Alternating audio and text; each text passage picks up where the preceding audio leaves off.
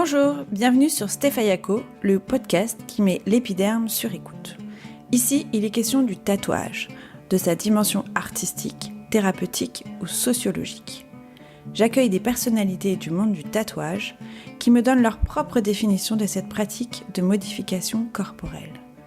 Un point de vue engagé, médical, anthropologique, spirituel, créatif. Bonne écoute! Le seul dessinateur intradermite de France. Autrement dit, un tatoueur, disons, légal. Combien de temps pour faire un tatouage ? Tout est variable. Qu'est-ce que ça fait mal ? J'ai le plaisir de recevoir Lionel Failly, tatoueur reconnu, mais aussi musicien et peintre. Il est également l'un des fondateurs des Derniers Trappeurs à Paris. Dans cet épisode, Lionel nous parle de sa vie de musicien avant de devenir tatoueur, des difficultés rencontrées pour imposer un style graphique et novateur, et de son duo artistique Agam Failly.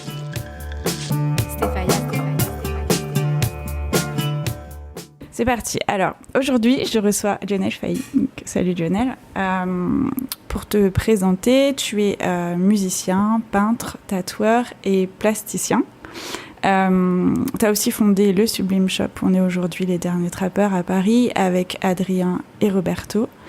Et tu formes aussi un duo d'art avec ta femme. Donc le duo s'appelle Agam Failly. Donc voilà, je suis super contente de te rencontrer et j'avais vraiment envie d'en savoir plus sur ton univers artistique, sur ton style très minimaliste et je trouve très poétique. Et puis ça fait déjà une vingtaine d'années, il me semble, que tu es dans le métier et tu as vraiment su imposer ce style qui est vraiment reconnaissable. Donc voilà. Je suis contente de faire cet épisode avec toi. Et je voulais commencer par la question que je pose à tout le monde. C'est-à-dire, quelle est ta propre définition du tatouage ? Alors, ma définition en tant que tatoueur ou tatoué ? Parce que c'est pas tout à fait pareil, je pense. Comme tu veux. En tant que tatoueur, j'aurais tendance à dire que le tatouage est là pour marquer un moment dans la vie de quelqu'un. Ce qui est très différent du tuning, où on essaye d'être cool ou de ressembler à quelqu'un ou quelque chose qu'on n'est pas.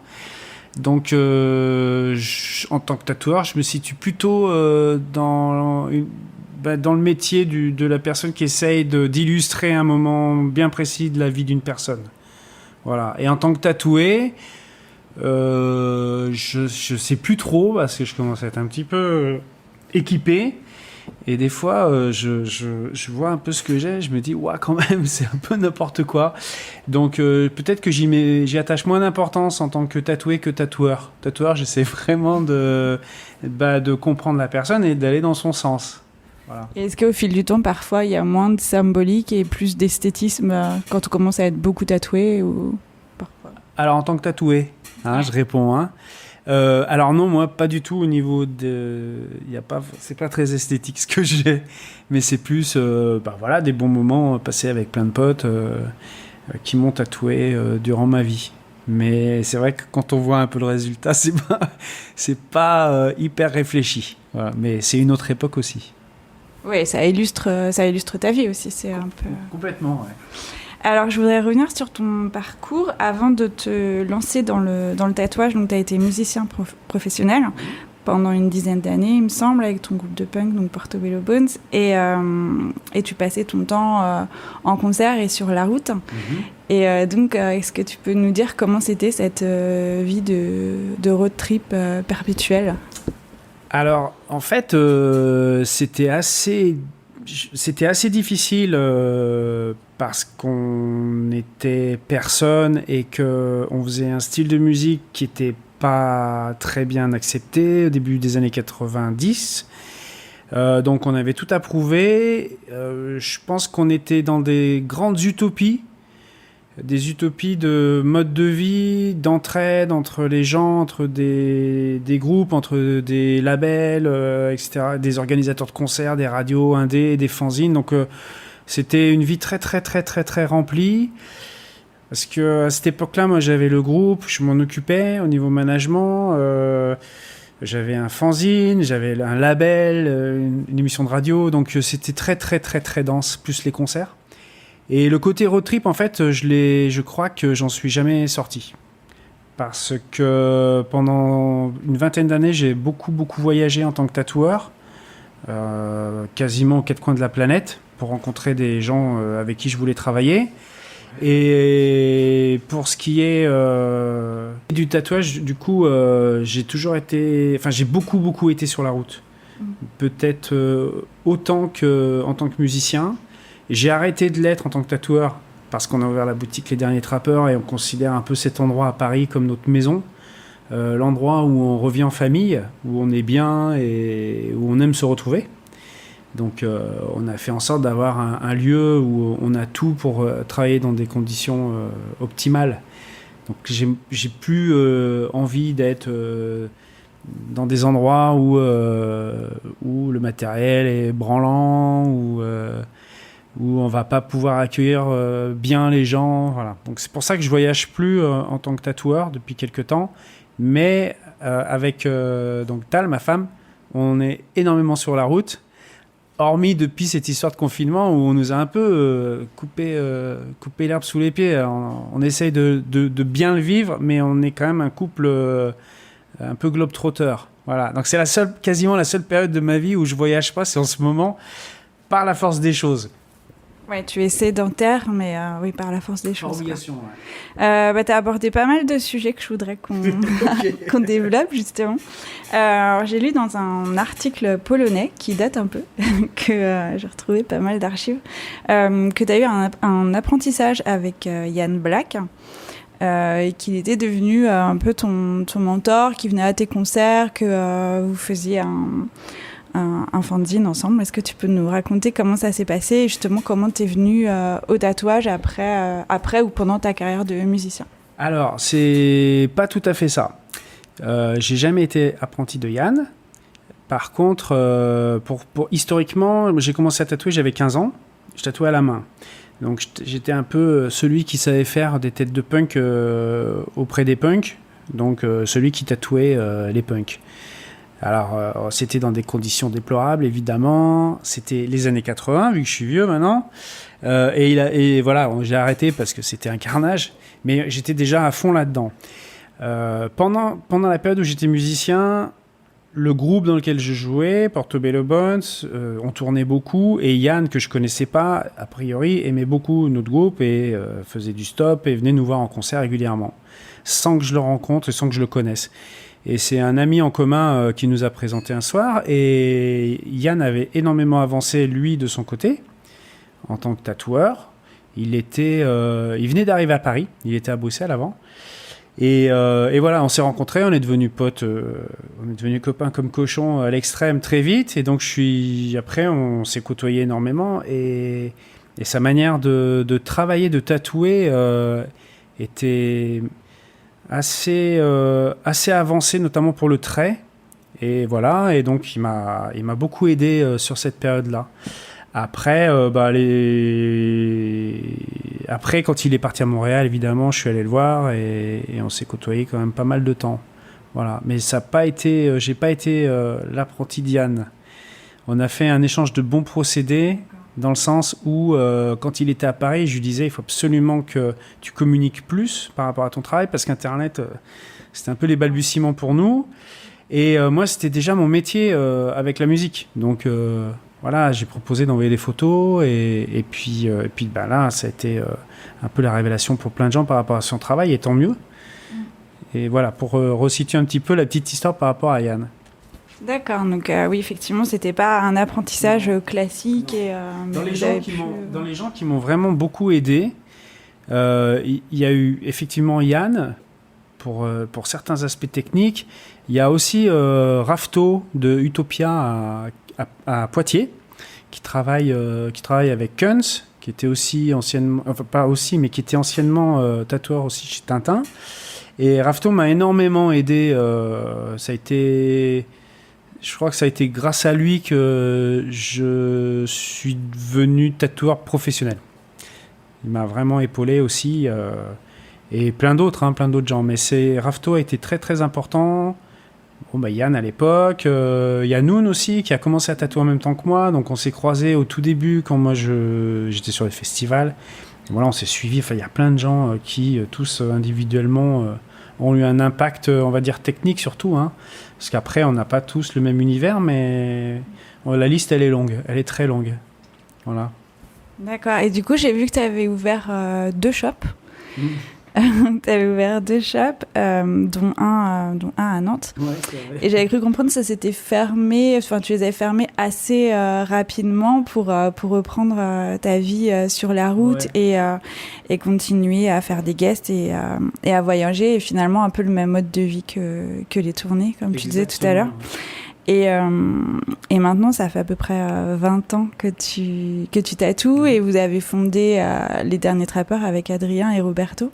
Et donc, pourquoi... Enfin, d'abord sur la vie de tournée avant, comment les voyages t'ont enrichi dans ton travail et justement le fait de connaître des cultures tatou différentes, des clientèles tatou même différentes, comment ça a pu t'enrichir. Et puis ensuite, je voulais savoir aussi...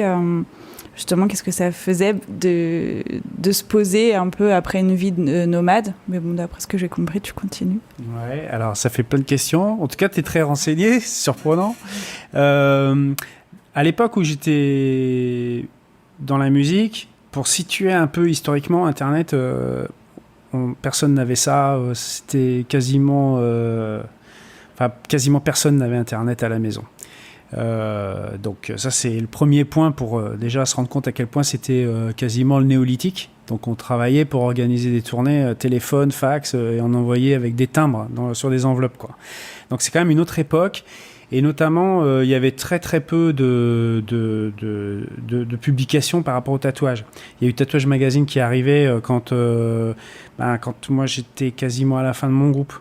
Mais le moindre magazine import américain qu'on pouvait trouver, on regardait avec une loupe les tatouages. On était comme des fous à essayer de comprendre comment on faisait un aigle en couleur aussi bien ou une tête d'Indien. Donc c'est cette époque-là d'où je viens moi. Et le fait de tourner partout en Europe et au Canada, alors là je parle pas d'Yann parce que c'est bien avant, ça m'a permis de rencontrer plein de gens dans le tatouage. Parce que j'étais vraiment passionné par ça. C'était effectivement pas du tout la mode médiatiquement, on va dire. Et je savais que c'était un métier dans lequel on n'était pas les bienvenus. Pour trouver du matériel, c'était très compliqué. Donc, c'était plein de raisons qui faisaient que de toute façon, je voulais faire ça.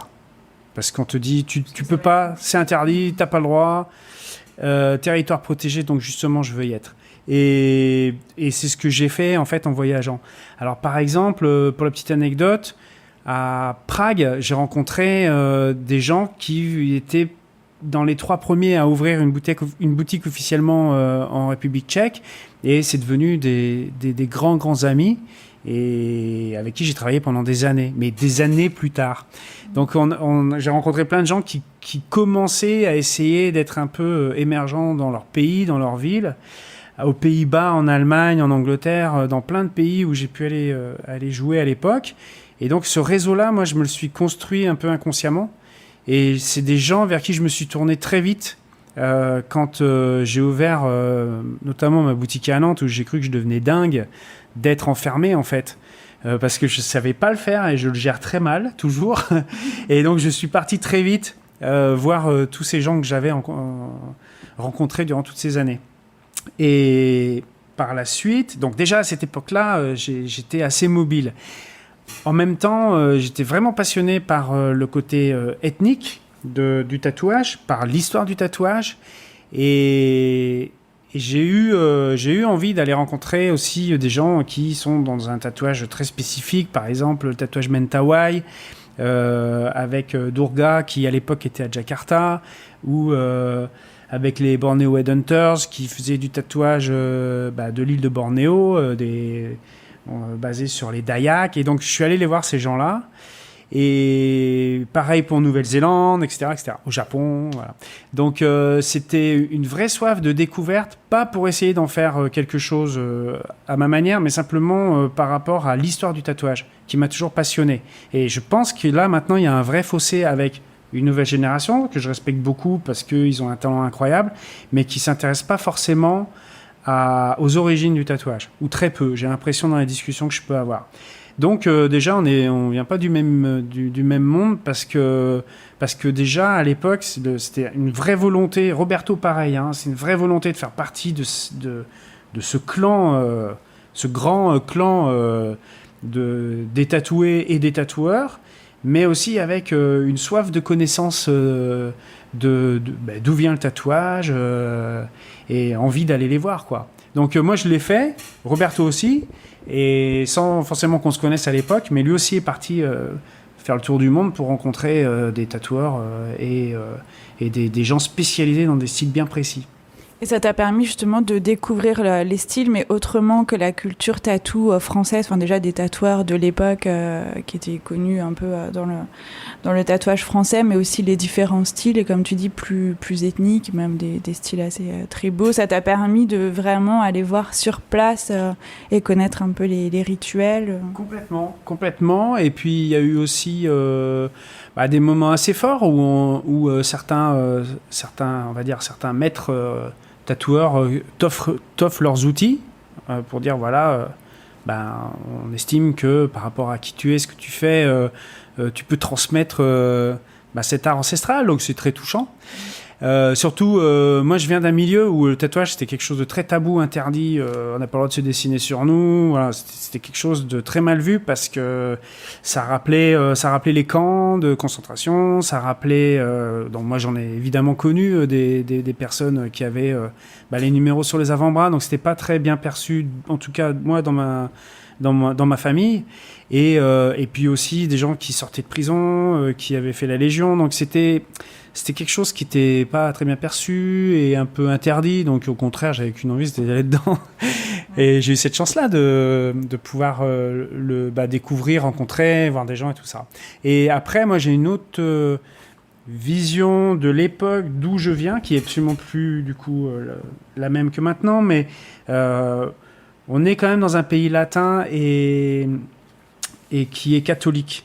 Et je pense qu'il y a une très grande différence avec la Scandinavie, l'Allemagne, où il y a plus de protestants. Et dans tous ces pays, il n'y a pas eu d'interdiction par rapport au tatouage. Ça a toujours existé. Les premières boutiques, elles ont été plutôt dans le nord qu'au Portugal ou en Espagne. Ce qui n'empêche pas qu'il y a des grands tatoueurs. Mais on est arrivé un petit peu en décalage. On est arrivé avec notre propre culture où il y avait pas autant de boutiques de tatouage qui avaient pignon sur rue. Quand moi j'ai commencé, il y en avait, mais c'était pas aussi développé que maintenant. Et surtout, c'était pas aussi développé qu'au Danemark, en Norvège, en Suède, en Allemagne. Et on est arrivé un petit peu décalé au niveau des styles, au niveau de la culture. Je pense qu'on avait une certaine fraîcheur et une innocence qu'on a pu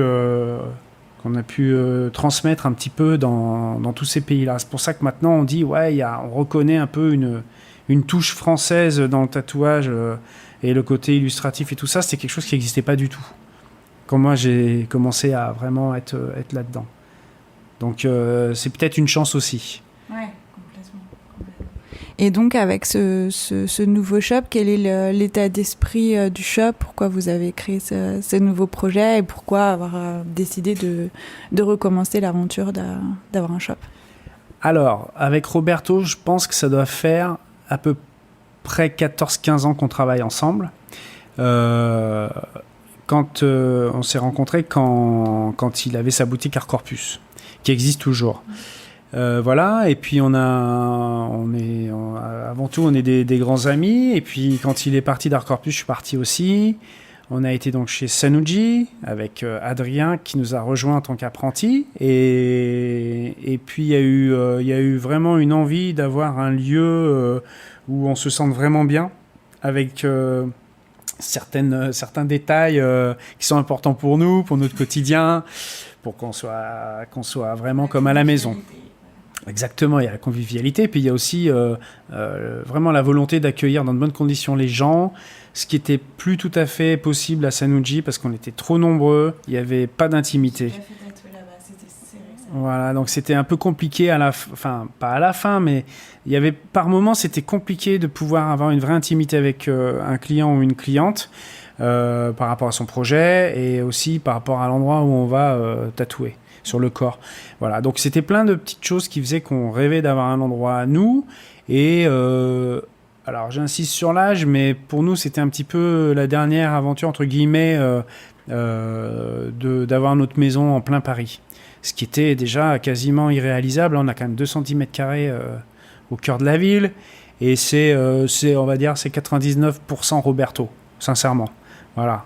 Donc, ça a été un travail titanesque où il a dormi au milieu des travaux pour surveiller, pour être là. Voilà. C'était vraiment le capitaine. Et Adrien, maintenant, prend le relais pour que, justement, on puisse, nous, tous être mobiles par rapport au style de vie qu'on aime avoir. Donc Roberto part très régulièrement dans ses montagnes. Moi, dès que je peux, je m'en vais. Et puis voilà. Et donc, on a un endroit où on aime revenir. Et ça, c'est un vrai bonheur. David, qui est là, qui maintenant est à Marseille, ça a été le premier apprenti de Roberto. Et aujourd'hui, voilà, exactement. Donc là, il est aujourd'hui avec nous. Et on a plein de potes qui reviennent travailler avec nous ici. Voilà. Donc c'est un peu votre port d'attache. Exactement, vraiment. C'est vraiment comme ça en tout cas que moi je le vis. Ouais. Et justement, il y a quand même un peu un esprit de famille dans ce shop et une grande amitié qui vous unit. Et puis pour ceux qui ne savent pas, ta sœur est tatoueuse. Absolument. Donc à suivre absolument, Béatrice Massel. Moi, je suis super fan. Et puis j'ai eu la chance de me faire tatouer par elle il y a quelques années. Et puis tu travailles aussi avec ta femme, donc sur Agam Faye, dont on va parler tout à l'heure. Donc est-ce que le tatouage et l'art, pour toi, c'est plutôt une affaire de famille dans ta vie? Alors, je sais pas du tout. Je sais pas. Ma sœur, on a toujours été très très très très proches, enfants. On a fait les mêmes écoles quasiment, sauf qu'elle elle était un peu plus loin que moi, mais on a la même mère, c'est ce que je dis souvent, qui est assez farfelue, donc les chats font pas des chiens, comme on dit. Voilà. Après, le fait que je travaille avec Tal, sous le nom de Agam Faye, c'était un peu une évidence. C'était une évidence. C'est difficile à expliquer. On a commencé à travailler ensemble en Argentine quand je faisais une exposition à Buenos Aires. Voilà. Et puis après, en Norvège, j'avais pareil une exposition et elle est intervenue encore de manière plus présente à travers de la broderie sur des peintures. Et puis voilà. Et puis en fait, on se marre tellement qu'on a décidé d'unir pour qu'à la fin on sache plus qui fait quoi et voilà, et c'est des évidences en fait, il y a rien de vraiment calculé. Je sais pas si je réponds bien à la question, mais je crois qu'en fait tout ce que je peux faire en tant qu'être humain, ça vient du fait qu'on a tous un grand besoin de pouvoir s'exprimer. On n'a pas tous la chance de pouvoir le faire. On n'est pas forcément écouté ou vu ou quoi que ce soit, mais c'est pouvoir dire les choses. Alors, il y a des gens qui vont manifester, il y a des gens qui vont écrire des livres, il y a des gens qui vont taper sur leurs femmes, il y a des gens qui vont faire du foot. C'est des moyens de s'exprimer. Moi, je sais qu'à travers le dessin, à travers l'illustration, à travers la musique, à travers des projets X ou Y, ça me fait du bien et ça permet d'aller chercher au fond de moi des choses et de faire le tri et de faire le ménage. Donc je me sens bien avec tout ça. Mais c'est vrai que c'est très difficile en France d'être accepté en tant que tatoueur, plasticien, musicien, peintre. C'est pas normal. Tu dois forcément être dans une seule et unique case. Ici, chez les Derniers Trappeurs, on a toujours mis en avant le fait que ça devait être pluridisciplinaire. Tu vois, il y a plein de peintures autour de nous, il y a plein d'illustrations et on pousse tout le monde à s'exprimer en dehors du tatouage. Et tout est communicant. Si tu fais que du tatouage toute la journée, toute l'année, toute ta vie, tu vas finir par t'épuiser, par plus avoir grand-chose à à apporter, peut-être à répéter même des sujets ou répéter des manières de faire et de rentrer dans des automatismes. Donc il y a toujours un danger. Le fait de faire des pauses, de partir, de voir ailleurs si on y est et de rencontrer d'autres gens pour faire d'autres choses. Alors là, en l'occurrence, avec Tal pour Agam Fahi, mais avec mes potes pour Granity 165, le groupe dans lequel je joue maintenant, c'est à nouveau d'autres sources d'énergie qui nous redynamisent. Et quand je reviens tatouer, je suis trop content de tatouer. Mais si je faisais ça tout le temps, j'ai peur de devenir aigri. À ce que ça devienne une routine, une rengaine, et puis tu vois, et je veux pas ça. Voilà. Donc pour moi, ça c'est nécessaire. Roberto, lui, il a besoin d'être dans la forêt. Adrien, il a besoin d'aller en Scandinavie. Voilà, on a tous des besoins pour se ressourcer et pour avoir le plaisir de se retrouver et de revenir à fond, quoi. Donc moi, en tout cas, ouais, c'est surtout un besoin vital de s'exprimer. Parce qu'on est personne et que tout le monde s'en fout de qui on est et en tant qu'individu lambda. Et donc, c'est des moyens de réaction par rapport à ce qu'on vit dans notre quotidien. Et voilà. En tant que tatoueur, j'ai une responsabilité par rapport aux gens que je tatoue. Mais pour le reste, il n'y a pas vraiment de limite. Et c'est hyper enrichissant pour après revenir au service des gens en tant que tatoueur. Alors, je voudrais qu'on parle un petit peu plus maintenant de ton style. Et d'abord, je voulais savoir pourquoi tu as choisi ce nom de Out of Step, qui veut dire décalé. D'où vient ce choix? Alors ça, c'est à l'époque où j'avais ma boutique à Nantes. Ça s'appelait Out of Step. Et ça vient d'un album de Minor Threat. Voilà. Donc Minor Threat, c'est un groupe américain. Que j'adorais, et il y avait cette pochette toute débile où t'as un mouton noir qui est en dehors du troupeau et s'appelle Out of Step. C'est resté, j'ai trouvé ça bien marrant, donc j'avais peint toute la vitrine comme ça avec une tondeuse à gazon, avec des moutons, et ça n'a pas du tout marché, c'était un fiasco, mais il n'y avait pas une photo de tatouage avec des tableaux, des dessins sur les murs, et c'était à l'époque où les gens demandaient des catalogues. Est-ce que vous avez des catalogues? Non, des catalogues de motifs de tatouage, vu qu'on n'avait pas les téléphones. Des ailes, voilà. Il y avait tout, il y avait le kit complet, et donc moi j'en avais pas, volontairement pour pouvoir que dessiner pour chaque projet, voilà. Donc ça s'appelait Out of Step, et puis c'est resté parce que j'avais mon site, et puis voilà, ça n'a pas vraiment de... Je sais même pas pourquoi je l'ai gardé en fait. Mais j'aimais bien ce côté-là à l'époque, surtout par rapport au tatouage, moi de cette période-là où j'avais travaillé un petit peu en boutique, et en boutique on me disait ouais, il faut pas parler avec les gens, les gens ils veulent tel motif, ils le veulent là, tu le fais, tu prends les sous et puis suivant. Et alors c'est l'usine, et puis c'était surtout très triste parce qu'en fait si tu prends le temps, à l'époque si tu prenais un petit peu le temps avec les gens de discuter, leur demander pourquoi tu veux tel motif, et voilà, et qu'on avait un peu l'explication par rapport à la vie que ces gens-là vivaient, on pouvait faire des choses vraiment personnelles. Et donc il y a eu un moment où j'ai dit voilà, c'est pas compliqué, soit j'ouvre ma boutique et je fais vraiment ce que j'aime moi et je prends le temps avec chaque personne, ce que je fais encore maintenant, soit j'arrête de tatouer parce que ça correspond pas du tout à ma vision de la vie et des rapports humains. Justement, tu fais jamais de flash, tu préfères, tu privilégies le fait de raconter une histoire, raconter l'histoire de la personne et prendre le temps avec la personne sans proposer de flash qui peuvent aller un peu à tout le monde. J'en fais pas du tout. Je dessine beaucoup, donc ça pourrait être aussi du flash si on voulait, mais non, je fais vraiment un dessin unique par personne et j'essaye de comprendre et d'aller vraiment dans la direction de la personne. Donc on dessine à deux, on travaille à deux pour chaque projet, et le but c'est que la personne reparte avec quelque chose qui soit unique. Voilà. Donc c'est une démarche assez différente. Je fais pas de dessin qui soit reproduit X fois sur la peau des gens, ça m'intéresse pas. C'est vraiment pas. C'est vrai, c'est la base du tatouage. Le tatouage, c'est ça. Dans notre culture, c'est tu vas chez le tatoueur, il y a des flashs au mur et tu choisis tel numéro, et c'était ça le tatouage moi quand j'ai commencé. Mais je veux pas ça, donc je fais tout l'inverse de ça. Oui, je voulais parler de ton style. Je sais pas comment toi tu le qualifies. Peut-être que tu vas nous donner une définition. Moi, je disais que c'était plutôt épuré, minimaliste, poétique, et que les lignes épousent vraiment les formes du corps, c'est vraiment adapté au corps de la personne. Et comment tu as forgé ce style ?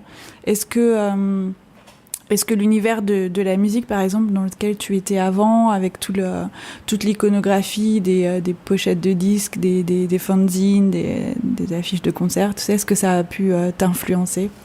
Alors oui, parce qu'en fait, à l'époque, quand on organisait des concerts, on n'avait pas les moyens de faire des affiches en couleur, évidemment. Donc c'était que de la photocopie noir et blanc. Et qui dit photocopie noir et blanc dit déjà une certaine limite dans la création et dans la créativité, pardon. Et le but, c'est qu'on comprenne tout de suite quel concert, quel groupe, quelle date, quel prix, etc., etc. Donc peut-être qu'il y a eu ce côté un peu urgent dans la manière de travailler l'image. Et oui, c'est vrai qu'à l'époque, on était avec des ciseaux et de la colle et du scotch pour faire des montages. Les ordinateurs, on ne savait pas trop ce que c'était. Donc voilà, ouais, je pense que oui, évidemment, ça m'a beaucoup influencé. Après, le style, il vient surtout je pense, de mes 4 enfants que j'ai et à qui j'ai lu plein d'histoires et avec qui on a passé des centaines d'heures dans les bibliothèques et voilà. Et donc, je pense qu'il y a un lien avec mon rôle de papa de l'époque. Maintenant, ils sont grands, mais où du coup, tout ce qui peut être proche des histoires et des contes, ça a toujours été quelque chose de très important pour moi. Et la manière dont eux dessinaient aussi, le fait qu'on ait dessiné ensemble, donc il y a un lien dans tout. Après, techniquement, moi j'ai une volonté, c'est d'essayer d'être le plus sobre possible. Ce qui n'est pas le plus simple à faire en tatouage parce que tu peux pas gommer, tu peux pas cacher un trait s'il n'est pas bien fait. Tu peux pas mettre de la couleur et puis faire en sorte que ça s'oublie. Un trait, on va dire pur entre guillemets, il doit être le plus parfait possible et c'est pas le plus simple à faire. Il faut que ça paraisse simple une fois que c'est fini et cicatrisé, mais quand tu le fais, c'est un peu galère. Et ça, j'aime bien ça parce que c'est jamais simple. Et c'est tout le temps du stress quand il s'agit de faire ce type de travail.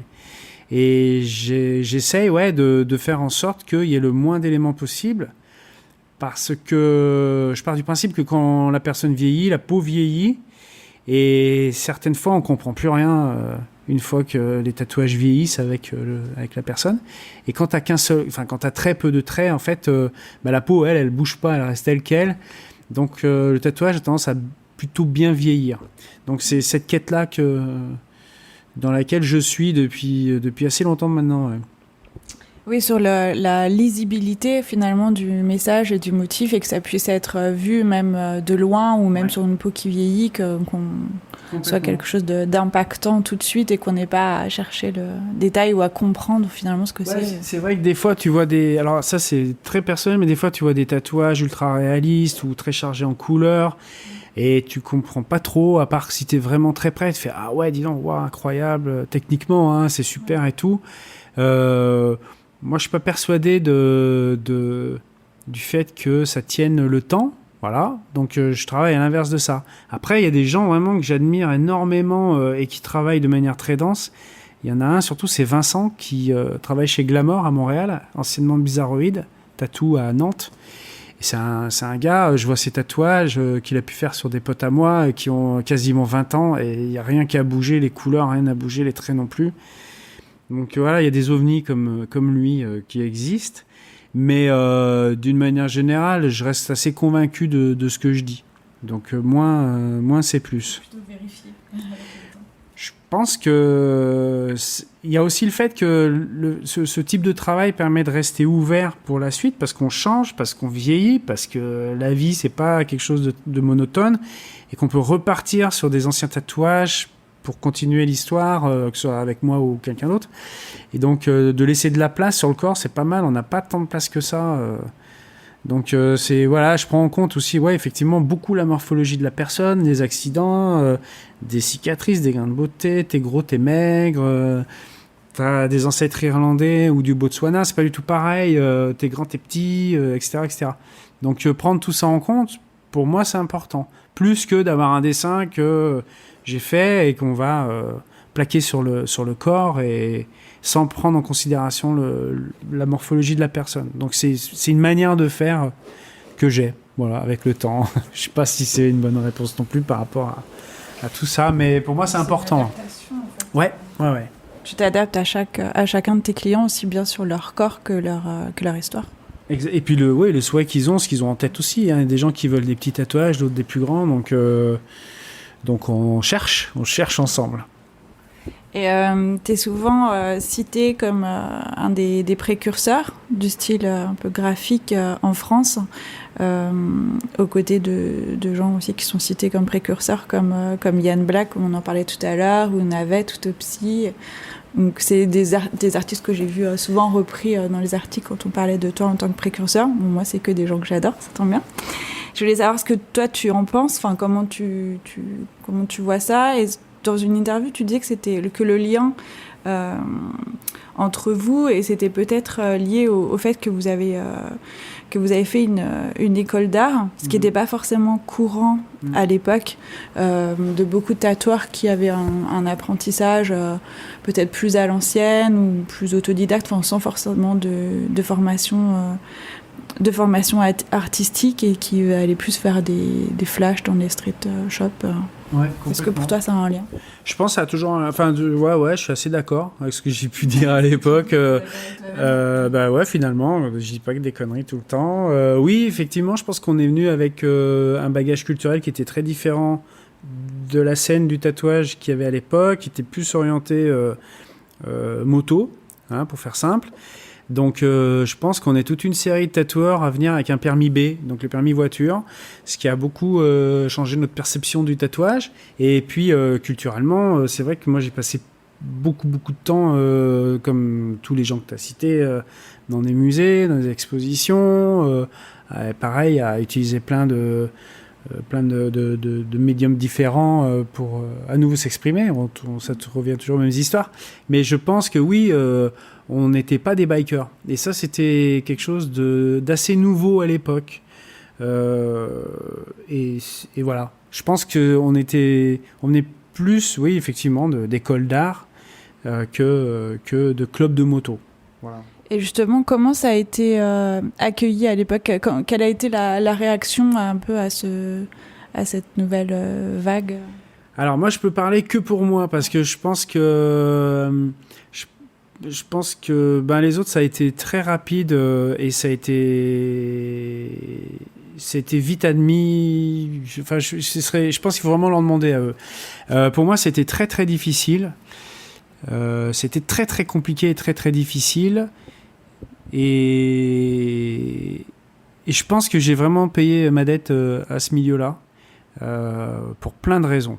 Mais pour faire un peu plus rapide, les premiers à avoir été intéressés par mon travail, c'était les Allemands de magazine Tätowierer Magazine, qui sont venus, qui ont fait une interview, qui sont restés à la maison 2 jours et qui ont publié, je crois que ça faisait 5-6 pages d'interview.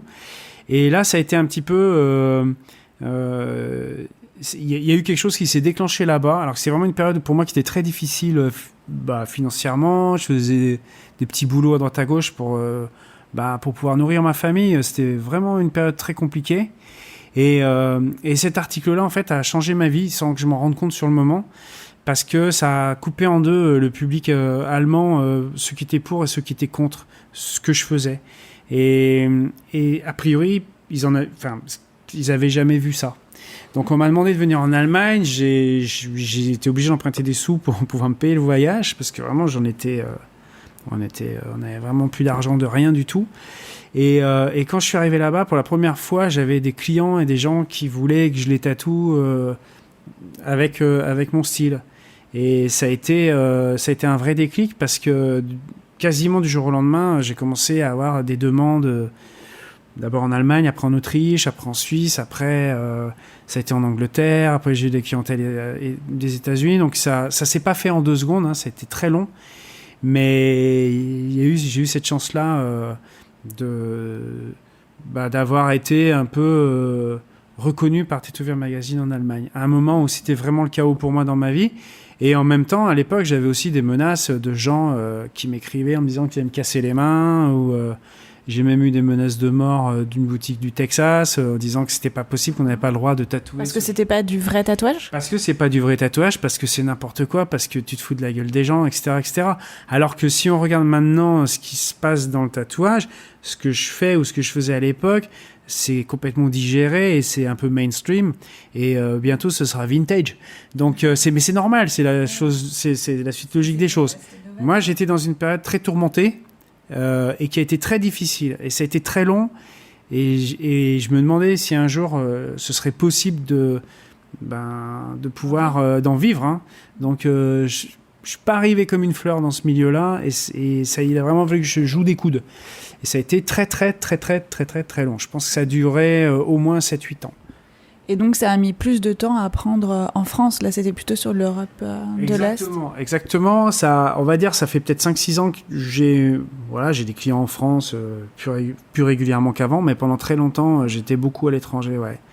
Ouais, c'était... Et encore maintenant, comme on disait tout à l'heure, j'ai beaucoup de clients étrangers, beaucoup plus que des Français. C'est quoi la proportion C'est à peu près 80% d'étrangers, je pense.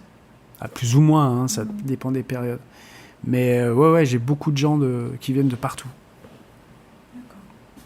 Voilà. Effectivement, c'est assez atypique, j'ai l'impression, comme parcours. En tout cas, c'était pas un parcours tout simple. Ah non, vraiment et pas. parce que c'était sûrement lié au fait que ça soit novateur et que ça a fait peur, ou tu as un peu cassé les codes du tatou traditionnel. Je sais pas, en fait, quand t'as la tête dedans, là, tu te dis, mais qu'est-ce que j'ai fait de mal ? Comment ça se fait que les gens réagissent de cette manière, d'une manière aussi violente par rapport au fait que je dessine des oiseaux ou j'en sais rien. Enfin, je dessine des choses qui sont relativement douces. Et il n'y a aucune violence dans ce que je fais. Je comprends pas cette réaction-là, alors que tu fais un fœtus empalé sur une épée, les gens vont applaudir. Bref, je savais dans quel camp je... C'est trash. Ouais, exact. Ah, mais ça, j'en suis persuadé, mais je savais pourquoi j'étais là-dedans. Et comme on disait tout à l'heure, ça vient de mon éducation, ça vient de mon rôle de père, j'en sais rien. Mais c'était super dur. Et en plus... quand t'as la tête dedans, tu te dis, c'est mal barré, quoi. Et pourtant, j'ai pas le choix. C'est comme ça que je veux m'exprimer. Voilà. Donc, c'était vraiment, vraiment, vraiment difficile. Alors, je sais pas si je serais prêt à le refaire, par exemple. Là, quand je regarde en arrière. Donc, parce que c'était vraiment galère. Après, le fait que des gens aient eu envie de se mettre au tatouage par rapport à moi, merci, c'est génial, c'est trop cool. Comme j'ai eu des gens qui m'ont dit, je t'ai vu, c'était mon premier concert quand j'étais gamin, tu vois, trop cool, tu vois. Et du coup, j'ai envie de faire de la guitare, génial. Si ça crée des envies et pas des envies mal placées, mais tu te dis, moi aussi, j'ai envie de m'exprimer et j'ai envie de le faire avec ça, avec, je sais pas, un pinceau, un crayon ou une guitare, c'est trop cool, quoi. Donc, tant mieux. Après, alors, ce côté un peu pompeux, on était dans les premiers, les machins, je pense que c'était un peu le hasard. Oui, mais c'est quand même assez contradictoire entre, comme tu disais, les motifs que tu fais, qui sont quand même des choses assez douces et poétiques, et la violence d'une réaction face à quelque chose d'inconnu. Enfin, c'est quand même un peu incompréhensible. Complètement, parce que c'était un milieu très macho, un milieu où je pense, alors voilà, ça peut-être faire un peu grincer des dents, mais je pense que c'était une période où les gens se faisaient tatouer un peu des armures pour faire peur à la petite vieille dans la rue. Ouais, côté un peu viril. Et donc une virilité un peu mal placée. Et moi, ça n'a jamais été mon truc. Je pense que t'as pas besoin de ça pour être un être humain et respectueux. Et voilà, donc c'était une époque un peu mouvementée et que j'ai réussi à traverser. Donc j'ai cette chance-là, mais ça a été un peu chaud des fois, quand même. Ouais. Et très très long. Très très long, c'est clair. Et aujourd'hui, est-ce que tu te considères comme artisan, artiste ou les deux ? Le grand débat. Alors moi je suis artisan en tant que tatoueur parce que je suis au service d'une personne, au service du coup d'un client, d'une cliente. Je me considère un peu comme un outil. Une personne qui veut se faire tatouer, en fait maintenant elle a accès à plein d'outils différents, dans plein de styles différents. Et elle peut choisir le type d'outil qu'elle a envie de sortir du tiroir. Donc moi, je m'estime artisan en tant que tatoueur. Après, en tant que peintre ou plasticien, je m'estime artiste dans le sens où je dois rien à personne et je me fous de ce que les gens pensent. C'est très différent. C'est pas que je suis inquiet de ce que les gens vont penser de moi en tant que tatoueur, mais je veux dire, C'est une question de redevabilité alors ? Je suis redevable par rapport à un client ou une cliente, bien sûr. Et j'ai une grande responsabilité aussi dans le fait de ne pas mettre mon ego en avant dans les choix de la personne. C'est-à-dire pas essayer de convaincre quelqu'un, de dire mais si, vas-y, fais-le, c'est trop cool, tu vas voir, on va le faire, ça va être super, ça va être génial. Et que la personne soit un peu hésitante à se dire ah bah s'il est tatoueur, s'il me dit ça, c'est que ça doit être vrai. Et voilà, donc je travaille pas comme ça, j'essaie d'avoir vraiment des discussions pour que la personne puisse choisir en toute âme et conscience de ce qu'on va faire, du placement, du style de trait, couleur, pas couleur, etc., la taille. Voilà, donc moi je suis artisan à ce niveau-là et je le revendique haut et fort. Après, par rapport à mes dessins, par rapport à ce que je fais, là je suis artiste et ça oui complètement pour tout ce qui est toute la partie création. Mais pour le travail, non, je me considère comme un artisan en tant que tatoueur. D'accord. Je voudrais qu'on passe à ton projet Agam Faye. Donc, tu formes un duo artistique avec ta femme Tal Agal. Donc, le projet, il me semble, Agam Faye existe depuis 2017. Et j'ai beaucoup aimé votre description sur le site. C'est un duo dans la vie et dans les rêves. Je trouvais que c'était très beau. Et c'est un projet qui mêle peinture, broderie, installation, jeu de lumière et son. Et vous avez fait pas mal d'expos en France et à l'étranger. Est-ce que tu peux nous expliquer comment le duo s'est formé, qui fait quoi, comment la créativité de chacun est mise en commun ou fusionnée, comment vous fonctionnez ? Alors donc c'est un peu le hasard qui fait qu'on a travaillé ensemble, comme je te disais tout à l'heure, pour une exposition que j'avais en Argentine, qu'on a continué après en Norvège, et là on a vraiment intensifié notre collaboration. Tal, elle est créatrice sonore, beaucoup pour le théâtre, et elle a une identité sonore très très très très marquée, très sombre, qui à mon avis correspond bien avec ce que je fais moi en tant que peintre, qui n'a pas de rapport avec ce que je fais en tant que tatoueur, parce que j'ai jamais eu l'idée ou l'envie de répéter le soir ce que je fais dans la journée. Donc là, c'est un peu un exutoire. Et on aborde des thèmes assez politiques, des thèmes sociaux. Et donc, on est sur la même longueur d'onde à ce niveau-là. Voilà. Et donc, on travaille avec l'idée, pour les expositions, de créer une immersion complète pour les gens, avec plusieurs niveaux de lecture, dans le sens où quasiment pour presque toutes les expos, un enfant peut venir comme un adulte. Voilà, on peut tout voir sans que ce soit censuré, à part certaines, mais d'une manière générale, c'est assez accessible et c'est accompagné de textes. Et ces textes-là, en fait, permettent d'avoir aussi une autre vision de ce qu'on fait. Et donc, ça se permet de revoir à nouveau l'exposition avec d'autres clés qu'on donne. Donc, on va dire, c'est un travail avec plein de lectures différentes. Et là, les expos, on n'en a plus avec le Covid. Tout a été retardé, décalé, donc on ne sait pas du tout quand est-ce qu'on va réexposer. On avait deux grosses expositions à Tel Aviv en décembre, en décembre 2020 et en mars 2021. Donc là, pour l'instant, tout est arrêté parce que l'épidémie là, reprend à fond là-bas. Ils sont à 1800 personnes contaminées par jour, donc c'est un petit pays. Les musées, tout est fermé. Voilà. Donc on ne sait pas du tout ce qu'on va faire au niveau des expos. Après, on travaille sur plein de projets différents. Il va y avoir un double vinyle, un double album qui sort avec 50 créations sonores de Tal. Donc ça, c'est le projet qu'on a en ce moment. Il y a un livre aussi qui va être en fait 85 peintures qu'on est en train de finir en ce moment. Donc c'est des grands formats en peinture noire sur fond blanc. Donc là, il y en a 85 qui ont fini, qui seront sous forme d'un petit livre. Après, on va faire un récapitulatif sur un livre un peu plus gros, sur nos quasiment 6 ans de création en commun. Voilà, on a pas mal de... Ouais, on a beaucoup de projets, mais on essaye de les faire de manière un peu organisée. Et on avance bien dans nos recherches. On a on a plein d'autres choses qui sont encore en attente, mais notamment, on va travailler un peu le textile là, à partir de la rentrée, j'espère, pour faire une série qui correspondra à ce livre qu'on veut sortir avec ses 85 peintures noires sur fond blanc.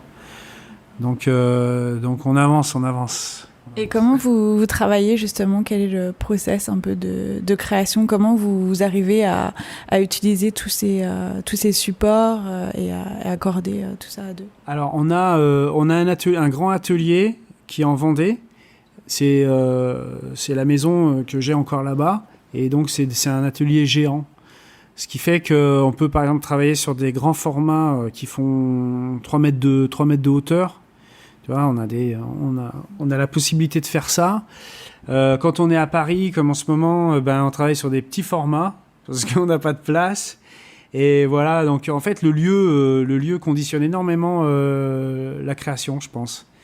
C'est malheureusement comme ça. Donc là, on est toujours à la recherche d'un atelier plus proche de Paris pour tout délocaliser, tout ramener ici, pour avoir tout au même endroit. Parce que là, par exemple, la création sonore, Tal, elle travaille aussi, elle a son bureau en Vendée dans l'atelier, mais elle travaille aussi ici. Enfin, on est toujours entre deux endroits. Et puis après aussi, la création, elle est aussi un peu in situ selon le projet qu'on nous propose. Par exemple, quand la dernière exposition qu'on a faite, elle était à Angers, là, l'hiver dernier. Et il y avait, je sais plus combien, je crois, 250 mètres carrés de lieux très très hauts. Donc on a aussi travaillé par rapport à ce projet d'immersion. Donc on bosse sur place.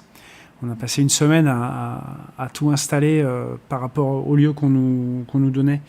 Donc c'est plein. On travaille on n'est pas organisé en fait, je crois.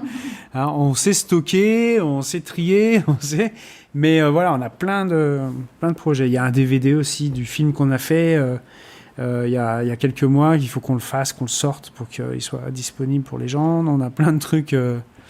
On en a plein, mais on avance bien. Voilà. Et j'ai lu que vos créations sont inspirées par les voyages et les rêves. Et je voulais savoir quel message vous souhaitez porter, quelles thématiques, comme vous dites, quelles thématiques vous aimez aborder. On les thématiques, comme je te disais, elles sont très politiques, elles sont très sociales. Alors, on n'est pas des voyants, mais par exemple, on a une exposition à Paris qui s'appelait Tisser des... c'était quoi? C'était tisser... Merde, j'ai un blanc là-dessus. Et c'était sur le fait que l'État... comment l'État peut te faire taire et te faire disparaître. Et c'était bien avant les Gilets jaunes et tout ça. Et on a travaillé là-dessus, sur ce thème-là, qui pour nous est super important. Notamment sur... on y revient sur la liberté d'expression. Donc on a travaillé là-dessus. En ce moment, on travaille sur cette série là de peinture où on traite de la sexualité, on va dire qui soit pas genrée, parce qu'on est dans une période où on est dans l'ultra politiquement correct. Si t'es homo, c'est quand même très compliqué. Si t'es trans, c'est super compliqué. Si tu l'es pas, c'est très compliqué en tant qu'homme. Comment t'avances en tant que femme, on n'en parle même pas. Donc voilà, on travaille sur tous ces thèmes-là. Des choses qui nous paraissent extrêmement importantes. D'autant plus qu'on a quand même 6 enfants à 2. Et on les voit grandir et on les voit se positionner dans la société. Et je pense quand même que c'est vraiment très compliqué de trouver sa place. Donc on travaille sur tout ça, sur le souhait d'essayer de rester libre. Qu'est-ce que ça veut dire pour nous d'être libre, de ne pas être esclave de tout ce système, d'aller faire métro, boulot, dodo, juste pour travailler pour l'État, etc., etc. Donc c'est assez global. Et je pense qu'on n'aura pas assez d'une vie pour tout aborder, quoi, mais... Ouais, il y a de quoi faire, puis ça bouge. Ça... Ouais, complètement. Voilà. Et l'exposition s'appelait Tisser des violences diffuses. D'accord. La fameuse exposition sur ces violences policières qui continuent. Exactement. Et la période là de confinement, donc, qui était quand même difficile pour tout le monde, et notamment pour les artistes, est-ce que ça vous a... même si les expos ont été annulés, est-ce qu'au niveau créativité, ça vous a poussé justement un peu dans vos retranchements, le fait de se retrouver un peu comme ça, de penser à quelles sont les prochaines étapes, ou de quoi on a envie de parler maintenant? Alors, pas vraiment, parce qu'en fait, le mode de vie du confinement, c'est déjà notre mode de vie.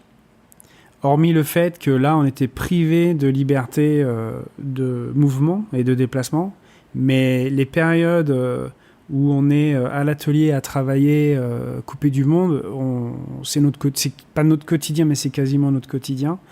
Donc c'était, en gros, on en rigolait, on disait tiens, c'est marrant, les gens vont voir comment on vit en vivant ce qu'on vit, parce qu'on vit tous la même chose, d'être à la maison, et puis après t'en fais ce que t'en veux du temps.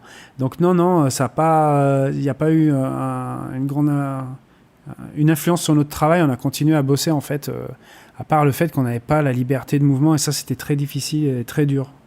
Mentalement, moi ça m'a mis un coup, comme plein de gens, hein. Ça c'était vraiment compliqué, mais bon, on était là-bas à l'atelier, on a un bout de jardin, donc tous les jours on se disait quand même on est assez chanceux par rapport à plein de gens qui ont pas de balcon, pas de terrasse, qui sont enfermés. Nous on avait tout petit peu d'espace, pas autant qu'on aurait aimé, mais on en avait.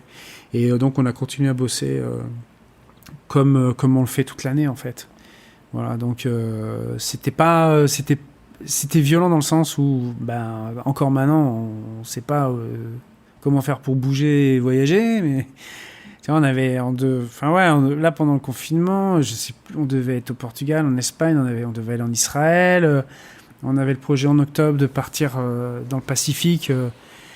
On n'y va pas, c'est des trucs comme ça qui nous ont un peu pesé moralement, mais c'est tout. Voilà.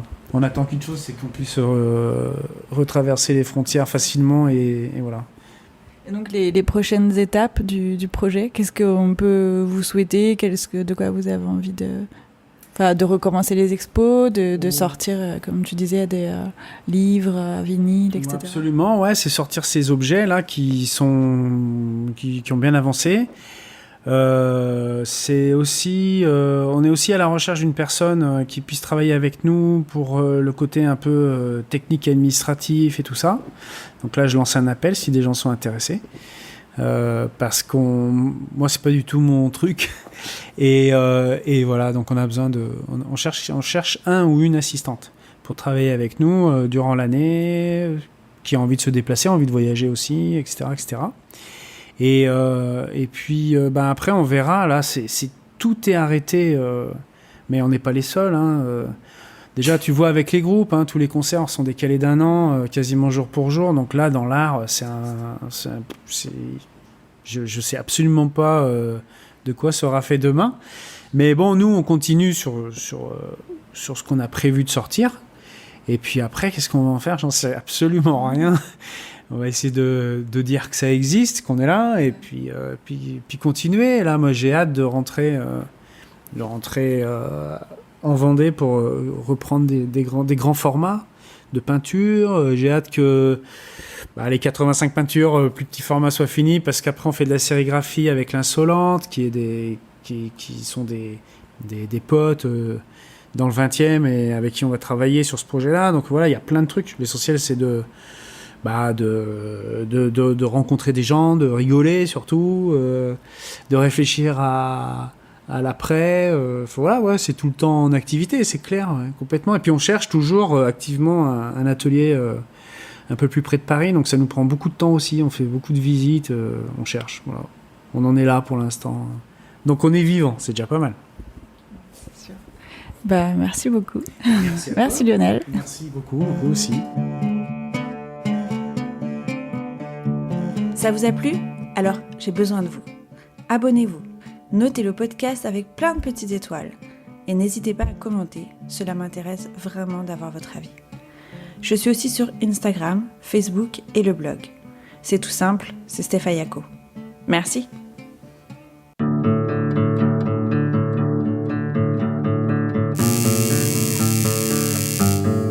Stefaya.